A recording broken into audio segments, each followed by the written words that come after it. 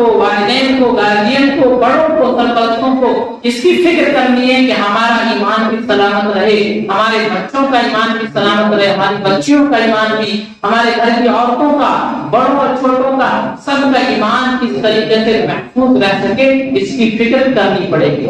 ہر مسلمان کو کرنی پڑے گی۔ یہ ہماری اور آپ کی ذمہ داری ہے۔ اس کے لیے کرنا کیا ہوگا؟ اپنے گھر کے ماحول کو دینی بنانا۔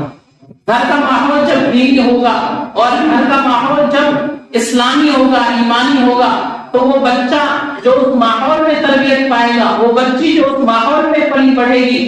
پھر وہ دنیا کے کسی ماحول میں چلے جائے، اسکول میں، کالجز میں، یونیورسٹیز میں، یا دنیا کے کسی اور ماحول میں چلے جائے، اس کے ایمان پر کوئی فرق نہیں پڑے، اس کا عقیدہ بالکل درست ہوگا، کوئی اس کے ایمان کو لوٹ نہیں سکے گا، اس کے سینے سے ایمان رخصت نہیں ہوگا جب گھر کے اندر ماحول دینی ہوگا، گھر کے اندر مزاج دینی ہوگا، اسلامی ماحول ہوگا، اسلامی تعلیم و تربیت اس کی گئی ہوگی، تو وہ بچی اور وہ بچے دنیا کے کسی ماحول میں چلے جائے، پھر کوئی ان کے ایمان کا سودا نہیں کر سکے گا، کیونکہ ان کی تربیت ایسے ماحول میں ہوئی ہے جو دینی ماحول ہے۔ صحابہ کرام رضوان اللہ علیہم اجمعین گھروں کے اندر تلاوت کیا کرتے تھے، گھروں کے اندر نماز پڑھا کرتے تھے، گھروں کے اندر دین کی تعلیم ہوتی تھی، جس کی وجہ سے ان کے گھر کا ماحول ایسا بن گیا تھا کہ ان کے بچے اور ان کی بچیاں جو کم عمر ہوتے تھے لیکن ایمان ان کا پہاڑ سے زیادہ مضبوط ہوگا۔ آج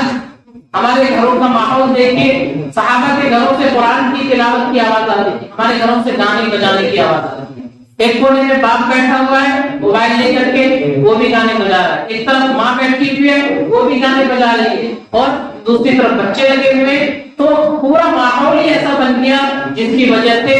بچوں کی تربیت دینی نہیں ہو پا رہی ہے، ماحول کو دینی نہیں مل پا رہا ہے، ایمان کمزور ہے، عقیدہ کمزور ہے۔ جب وہ دوسرے ماحول میں جاتے ہیں تو بڑی مضبوطی کے ساتھ باطل طاقتیں ان کو سمجھاتی ہے اور ان کا برین واش کیا جاتا ہے، ان کی ذہن سازی کی جاتی ہے، اور پھر وہ اپنے دین سے متعلق شک اور شبہے کے اندر مبتلا ہو جاتے ہیں، دین سے بیزار ہونے لگتے ہیں،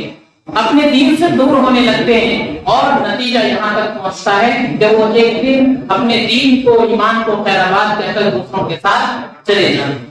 کیوں؟ ماحول گھر کا نہیں ملا، ماحول گھر کا دین نہیں تھا، گھر کے اندر دینی تعلیم اور تربیت نہیں دی گئی، جس کی وجہ سے آج یہ سب چیزیں ہمیں سننے کو مل رہی ہیں۔ جب خبر آتی ہے کہ فلاں مسلم لڑکی غیر مسلم لڑکے کے ساتھ چلی گئی، تو ایک مسلمان کا دل ٹکڑے ٹکڑے ہو جاتا ہے، ایک مسلمان کے اوپر یہ خبر بجلی بن کر گرتی ہے، لیکن مسلمان اس کے لیے کتنے فکر مند ہے، ہم اپنی اور اپنے گھر کی کتنی فکر کر رہے ہیں، ہمارا ایمان رکھ سکے، ہمارے بچوں کا، بچیوں کا ایمان محفوظ رہ سکے، اس کے لیے ہم کیا کر رہے ہیں؟ ذرا سوچنے کی بات ہے اور کرنے کی ضرورت ہے کہ ہمارے پاس سب کچھ موجود ہے، ہم اپنے بچوں کے ساری کوششیں کر رہے ہیں، لیکن آخرت جو ہمیشہ ہمیشہ کی زندگی ہے اس کی فکر نہیں کر رہے ہیں، ان کے ایمان کو بچانے کی فکر نہیں کر رہے ہیں، تو ہم ان کے لیے کچھ نہیں کر رہے ہیں۔ کل کو یہ بچے جب اللہ کے دربار میں پہنچیں گے اور ان سے سوال ہوگا تو پھر وہ بچے آپ کا گریبان، ہمارا گریبان بھی پکڑیں گے، یا اللہ آپ نے مجھے ان کے پاس بھیجا تھا امانت کے طور پر، انہوں نے مجھے اچھا پہنایا، اچھا کھلایا، اچھی سواری کی، اچھا مکان دیا، لیکن میرے ایمان کی فکر نہیں تھی، مجھے اچھی تعلیم و تربیت نہیں دی، مجھے اچھا ماحول نہیں دیا، جس کی وجہ سے میں بگڑ گیا، میرا ایمان ختم ہو گیا، میں تیرے سامنے کھڑا ہوں، یا اللہ تو جو چاہے مجھے سزا دے، لیکن مجھ سے زیادہ سزا میرے ماں باپ کو دے، کیونکہ انہوں نے میری تعلیم اور تربیت کا انتظام نہیں کیا، انہوں نے میرا ماحول ایسا نہیں بنایا گھر کا کہ میں اچھی تعلیم و تربیت پا سکوں اور میں اپنے ایمان کو اور عقیدے کو بچا کر کے رکھ سکوں، میرا ایمان سلامت رہ سکے، تو مجھے عذاب دینا ہے، مجھے عذاب دیجیے، لیکن اس سے زیادہ میرے ماں باپ۔ تو اللہ کے یہاں وہی بچے جن کے لیے آج ہم ساری کوششیں کر رہے ہیں لیکن تعلیم و تربیت کا انتظام نہیں کر رہے، ایمان کی حفاظت کی فکر نہیں کر رہے، یہی بچے اللہ کے یہاں بھی گریبان پکڑیں گے اور دنیا میں بھی ہمیں بدنام کریں گے، دنیا میں بھی اپنا نام خراب ہوگا، اور آخرت میں اللہ کے یہاں بھی یہ بچے گریبان پکڑ کر کے جہنم میں لے جائیں گے۔ اور اگر آج ہم نے اپنے گھر کا ماحول دینی بنا دیا، اسی لیے نبی پاک صلی اللہ علیہ وسلم نے فرمایا لا تجعلوا بیوتکم مقابر، اپنے گھروں کو قبرستان نہ بناؤ، گھروں کو قبرستان نہ بناؤ، گھروں کے اندر نماز پڑھا کرو، گھروں کے اندر تلاوت کیا کرو، دین کا مذاکرہ کیا کرو، تاکہ جب گھر کے چھوٹے چھوٹے معصوم بچے دیکھیں گے کہ میرا ابا جب مسجد میں فجر کی نماز کے لیے جاتا ہے تو 2 رکعت گھر میں پڑھتا ہے، پھر وہاں سے نماز پڑھ کر آتا ہے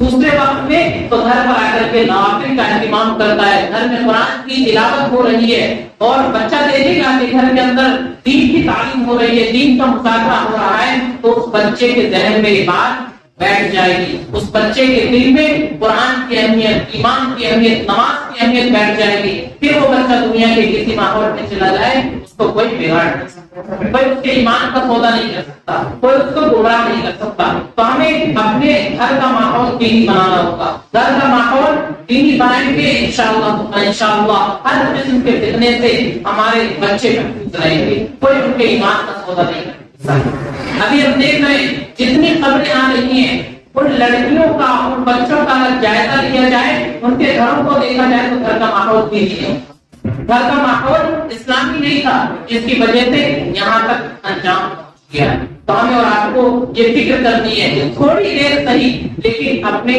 گھر کے اندر دین کی تعلیم ہو، اپنے گھروں کے اندر نماز کا اہتمام کرے، نوافل سنتیں گھروں کے اندر پڑھ کر کے آئیں، گھروں میں قرآن کی تلاوت کا اہتمام کرے، ذکر کا اہتمام کرے، اور